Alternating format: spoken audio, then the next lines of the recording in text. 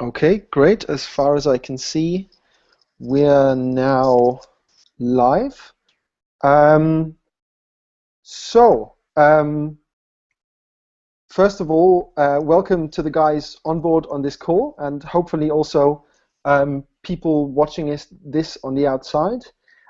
This is the 180 Degrees Consulting Leadership Hangout. This is the second one ever in the history of our organization. What we're basically, what we are as an organization is we are the world's largest student consultancy, and we promote social impact by giving very, very affordable consulting services to socially conscious organizations.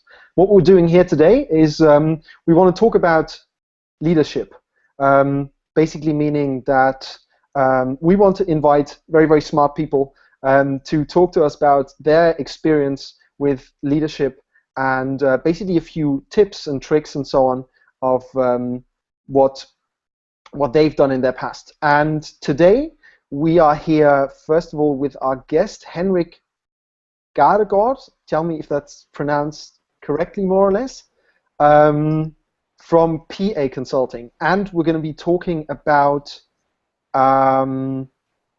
feedback. And I'm going to have to quickly say why I wanted Henrik to talk about this topic. Henrik's been a friend of our organization, of our branch in Copenhagen, for quite a long time, and has been very, very, very supportive together with PA Consulting, helping out. And actually, about 1.5 years back, I was giving a presentation at 180 Degrees Consulting Copenhagen.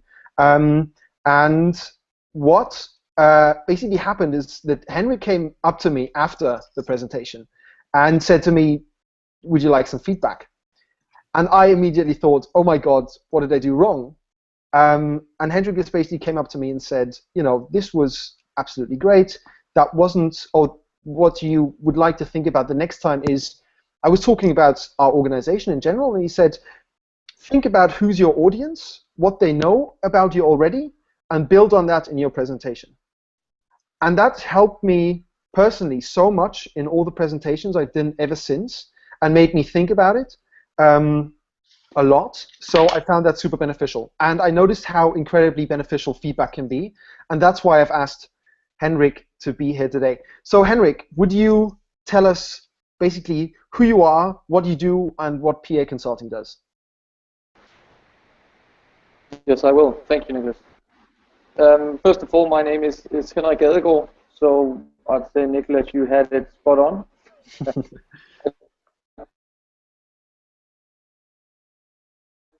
Simple, a bit over 4 years. What I do mainly is I work vision. Primarily, I've been working with process optimization and project management within organizations that are doing large transformation services, the financial sector, and now I've moved on to do a large procurement assignment in the public sector. And Nicholas, as you said, I have been a friend of 180 Degrees in Copenhagen, doing a lot of sessions with the consulting groups every semester in terms of how they can end up with solutions that are easily implementable for your clients. Exactly, that's how I experienced it too. So because we try to make this podcast or tubecast mostly about leadership in general, and that's why I'm also taking something that I found very, very powerful to talk about today, very specifically about feedback. In very, very short, and I know you've also been on and off leading people, and you definitely led a lot of our consultants for a long time when it comes to training sessions and so on. Could you say what leadership is to you? Yeah, let's give it a go. To me, leadership is about setting a direction and guiding people so they find their own path within the realms of the group. To me, a leader is someone who's able to get followers, but also contribute themselves. And I think leadership, to me, has nothing to do with seniority or your position within an organization or your title. And that is one of the big differences between leadership and management in my book, is that you lead and have followers. It's more of a social influence that a leader can impact on others, where you as a leader ensure to maximize the efforts of others in order to achieve a common goal for a group of people, I would say. Okay, that's very well said. That's pretty cool insight. Now, actually, just to jump directly into the topic. Now, I'm just getting back to when you came up to me and said, "Nicholas, would you like some feedback?" The first thing I thought was, "Oh my God, what did I do wrong?" And that's what it wasn't about, basically. And I mean, I think from intuitively, people don't like feedback necessarily, especially when it's tough, because obviously there's something they did wrong. How do you go about giving feedback to people, and how do you approach it? Is it like the sandwich that everyone always tells you, or is it getting straight to the point, or how do you go about feedback? I heard different questions in it. You asked me as well on my personal note. I would say to begin with, I actually like feedback, to get feedback, both where you get appraisals, but also what you referred to before, the tough stuff, where you are being pointed to rooms of improvement. You mentioned in the beginning that you're doing something wrong. That's not necessarily the way I would perceive it. I would more say, for instance, when I gave you feedback, it was not because you were doing it wrong. I saw that there was room for you to become even better.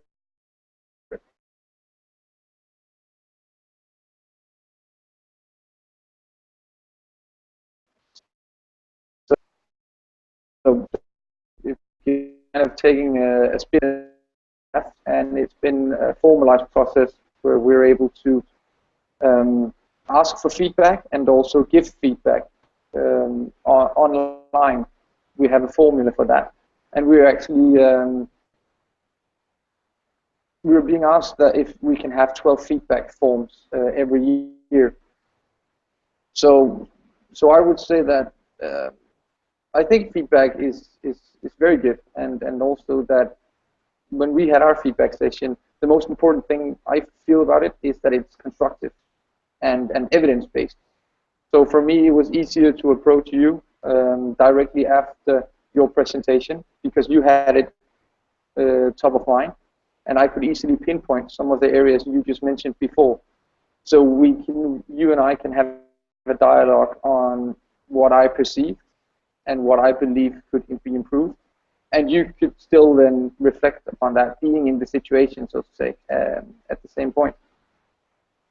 Whenever I'm being approached with feedback that is focused on room for improvement, to of course listen and take in what I believe is valuable, and then also arrange follow-up meetings with the person who's giving me the feedback over some period of time, in order to ensure that if we agree on an action plan, that he or she that's giving me feedback could actually see if I've done any improvement or where they think I'm developing. Okay, so but you said before that it's important that it's constructive.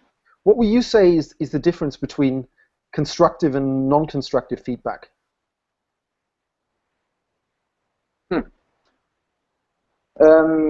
Several things. First of all, it has to be constructive, of course, and evidence-based and sincere. I would say that's the premise for giving feedback. Otherwise, a receiver will quickly notice if you're not being sincere when giving feedback. Also, I believe that it's important, in order to give constructive feedback, that if you give feedback, it's because you want to help the receiving part develop, and you're not giving feedback for, let's say, the sake of argument, or just because you feel like giving feedback.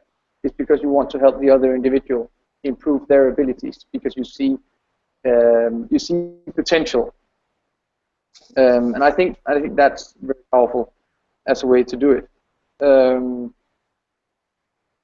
You mentioned before the sandwich, so to say, with the positive and the negative. And I think that goes into the whole thing about being sincere and constructive. Because if you're able to, if I'm in our feedback session, I can give you feedback on what I think you did well, and then I can point to the areas where I believe that you could develop. But is it necessary to go back and give some positive at the end? I'm not sure, because I've experienced people using positive, negative, positive, where they simply just restate what they said was positive before. So they're not really giving me anything new. And then that becomes, to me, a bit superficial. But I think it's very valuable to use the whole positive, negative, positive, because the whole premise of all communication is that you need to consider, take the receiver into consideration. So if I just go up to you and say, Nicholas, in terms of your presentation, I believe that you could do this and this and this better, then I'm not really putting you in a position where you're actually feeling able to listen to me, and I'm not really creating a setting that makes you as a receiver listen to the feedback. So if I want to give you some constructive feedback, I believe that the settings dictates how the feedback is being perceived, and thereby if it's successful. Okay. So by going up and think that this was very powerful, however, I believe this and this elevate you to a new level. So basically it's not really about how exactly you go about it, it's more about the mindset of being, you know, I want this person to improve, and I want them to become better, and I do it in a constructive way. It's not really about sandwich or double sandwich or positive, negative, or whatever. No, I think that's spot on. Mm-hmm. I approach you and say, Nicholas, I can actually see that you have a talent for this, and I think you did this and this very well. However, to take you to the next level, I think you could improve here or here. That outlet will create a setting where you're more positive in terms of listening to what I'm saying. Instead, if I just went up to you and say, Nicholas, you need to improve here and here. Mm-hmm. That kind of brings you down more than it pulls you up. Yeah, definitely. I got the impression that a lot of people, when you do feedback with some people, because some people use it not really as this mindset, as you said before, of I want you to improve, but instead to I want to tell you what I don't like. Is that possibly the reason why some people are? Oh, I was probably back then also a little bit eerie of getting feedback now. Yeah, I think it's a two-way street. First of all, it's the person who gives feedback. If they tell the receiving part how they would like them to appear, well, then we're kind of putting all people in one direction, or putting them in one group. I mean, we're all individuals, and we should all strive for that special individual thing that we can do better. So giving that individual feedback, it's much more powerful, and I can state how I perceive your presentation and then come with my recommendations. But at the end of the day, you're decide to when presenting, for instance. But the other way around, I think it's also important to be open for feedback. I've experienced several times when giving feedback that people then start to defend themselves and say, yeah, well, I did this because I was aiming at this and this. At that certain point in time, I would say feedback can be a dialogue, but it's never about defending why you did things. To me, it's much more powerful if you take in what's being said, have a think about it, turn it around, and then if there's any clarification you need, go back to the person giving you feedback and say, you know what, I've thought about what you said to me. Do you have 10 minutes just to walk through how I could improve? And then the starting point for the discussion might be where you start saying, this is what I would like to, this is my goal, hence I think some of your feedback is very relevant for me and I would like to incorporate that. Could you help me? So it's very much, it's important that it comes from both sides of the table, both giving the feedback and kind of create that setting, but also the receiving part needs to be open to receive the feedback. So it sounds very much that it's kind of, I mean, I guess that's what I noticed, and I remember asking you about this afterwards, that, for example, PA and I guess other organizations too, for you, feedback is not, it's not really a tool, is it? It's more part of your culture, is that correct? We're trying to incorporate it as part of the culture, and I think we're getting there, but it started out as a tool because we could do it online, and that was a very good way of trying to fast forward the process of going from tool to part of the way we work. And I think we're getting there fast, actually. I often try to, if I am working with colleagues, let's say on a workshop or a presentation, or might as well just be a meeting, ask, or not always, but I often try to ask before the meeting or the workshop and tell my colleague, is it possible for you to give me feedback on this particular area? Because then that my colleague finds it much more easy to give me the feedback afterwards, because they can focus on that during the workshop as well. So I think it's rapidly becoming a part of our DNA, so to say, between colleagues. Okay. Well, I know this is you are perfectly entitled to say no, I won't answer this question. But is there anything that you remember where you got feedback once and really remembered, wow, that really helped me a lot? Where I received feedback? Received, or maybe even somewhere where you gave someone feedback where it really was very, very impactful. Yeah. I remember receiving feedback a couple of months ago. I was in our technology practice in Cambridge, UK, and giving training to a lot of new joiners within PA across ranks. And I was doing that together with a partner from one of our other practices. And during day 2, he gave me it was small tips and tricks in order to engage some of the more senior people, and that was powerful to me at that certain point in time. So I think small feedback or tips and tricks can also be a game changer for an individual, I think. Okay, all right, cool. Now, I think we always say we're going to keep these things short. We said about 20 minutes, so we're getting very much to the end. I've been really looking forward to this, to the last question, because that's kind of one of the things I want to ask everyone that we get onto this talk. And because you've worked with so many of our consultants and so many of our clients too, and also obviously work with different businesses and organizations day to day.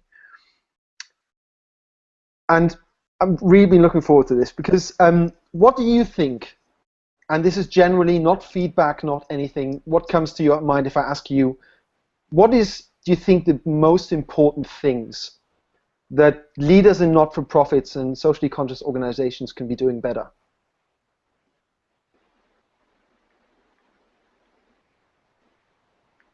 This is going to be a personal answer, because this is something I believe is important to be as a leader, and that is the ability to inspire and engage people. And that goes for not-for-profit organizations as well, for-profit organizations as a consulting company. I believe the days where young people going out in organizations and just working for their paycheck, those days are over. So if you as a leader is not able to inspire people and engage people, then your organization will not thrive. especially not-for-profit organizations, you need to have another winning argument than paychecks, for instance, or health insurance, and I think that's the cause of the organization. And in order to promote that cause is the ability of the leader to inspire and engage, I think. And that kind of goes back to what I mentioned before with that leadership being the process of social influence, where you as a leader have to make an impact on others in order to ensure that you can maximize the effort of the individuals in the team that then moves towards a common goal. So inspire and engage, I would say. Okay, that sounds very, very good. Especially I think it's more important for us as an organization who work with a lot of not-for-profits, because a lot of not-for-profits don't have the incentives that big companies can give them. Even if paycheck were an incentive, they couldn't make a huge competitive thing. So, I'll definitely write that down. Inspire and engage. That sounds like a very good slogan for when you do your own management consultancy, Henrik. Okay, so I think it is valuable for you as an organization as well. When you have people that are consultants and that wants to move into 180 degrees, they need to see that they're locally inspired and engaged, and therefore they want to be part of it. Yeah, absolutely agree with that. That's definitely true. That's why I actually would love to move on to the people who actually work on the ground or work at 180, because we've got 5 of them here, if I counted correctly, and because I've been jumping to and fro with the questions, I've already got 100 questions built up in my head, but I would love to get the others to ask some stuff too. Does anyone here in the panel basically have a few questions for Henrik? Some things on, be it PA, his relation to 180, or especially feedback? Yeah, I have a question. If you can hear me. We can. Would you just say who you are first? I can hear that. Yeah, awesome. My name's Havish. I'm from the LSE branch of 180. And a big thing that 180 do is obviously we are students advising clients and obviously partners. Often we find ourselves in the situation where we may be dealing with people who are more experienced and knowledgeable than us. How would you recommend we give feedback to these people? Hi, Havish. That is a good question. Like I said before, for instance, leadership is not about a title or a position. I think the same goes, in my book at least, for feedback. To a large extent, it comes down to framing the wording.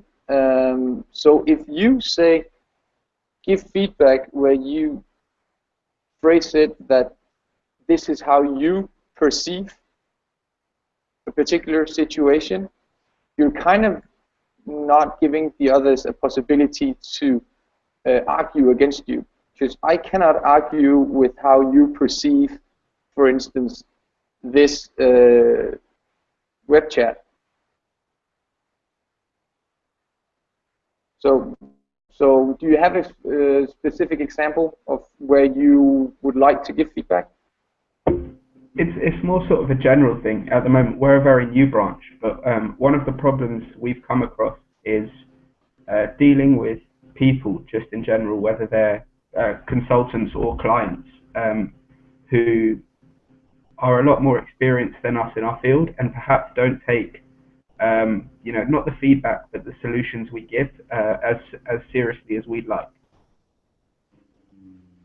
Aha. I think it would be more general just to say how to give feedback to people who are in some form, shape, or other higher in the hierarchy, basically, or people who are more experienced. Yeah, exactly. Yeah. I think a professional way to go about it is that if you, in your team, have noticed different areas of that you would like to give individuals or an organization feedback on, is to group it into 2 or 3 areas and then invite for a meeting where the whole purpose is to get is to do a feedback session and then invite them to give you feedback because you would like to improve as an organization. And that's easy to frame because, like you said, you're a new organization at the LSH, and you could then at the same meeting give your feedback to that organization, and then just make sure that it's evidence-based and that it's very concrete. So you're not giving feedback that is, for a lack of a better word, I would say fluffy and not specific. Okay, cool. Havish, did that answer the question? Yeah, perfectly. Thank you very much. Great, okay. Then I would move on to other questions from people. I have one. Can you hear me? Yeah. Yes, I can. Is it Veronica?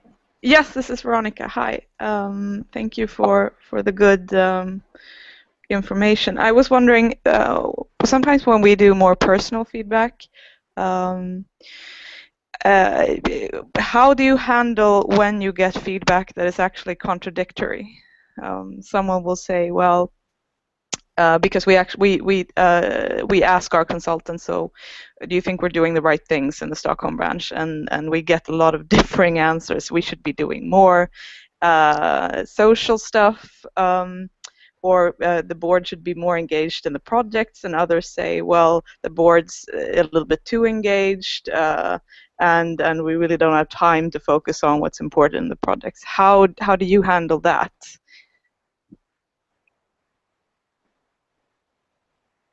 That to me is a lot of very, of course it's personal, but it's also in some aspect very general because you as an organization cannot please everyone.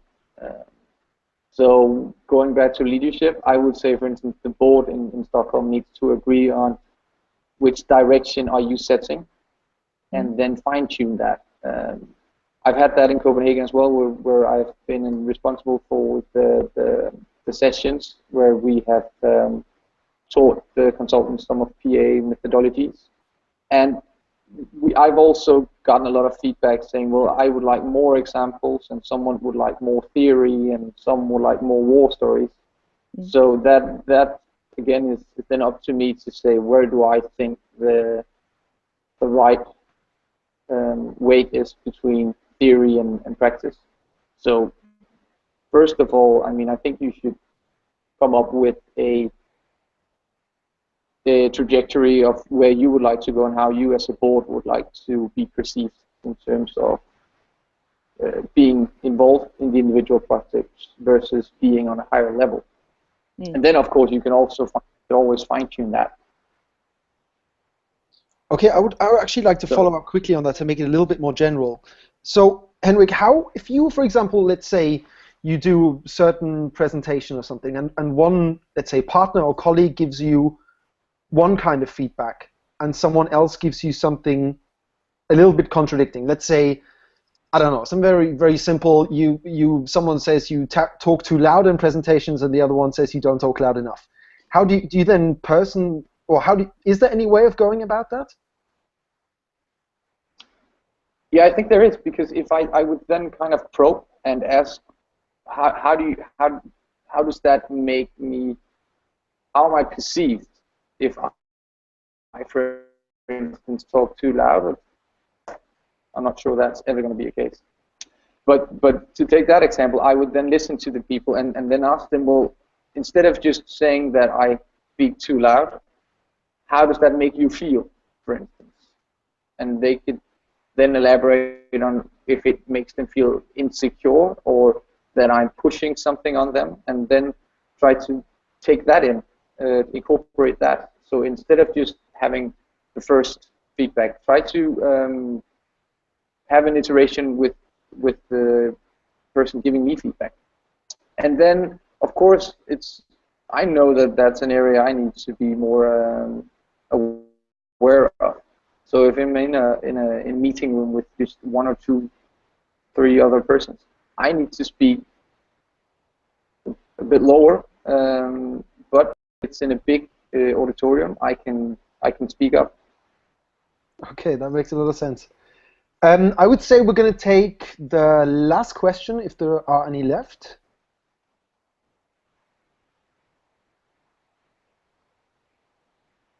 Okay, so I think you must have been incredibly clear so far. Great, then I would say, first of all, thank you so much, Henrik, for your time and helping us out here to also improve ourselves and allow people to use exactly the feedback method to improve as a leader or a member of an organization. We're hopefully going to be having a few more of these calls and in the future about different kind of topics on leadership. If we're also going to publish this to YouTube, so if people stumble upon it, they can go to 180dc.org, check out what we do. So again, thank you so much for everyone for dropping in, especially Henrik. Now we're going to go offline and we're going to get some feedback from each other on how this call went, and then to hopefully do it better the next time. So if you're watching this from the outside, thank you very much. If you're in the inside of this call, just hang on for a second. Okay? Bye.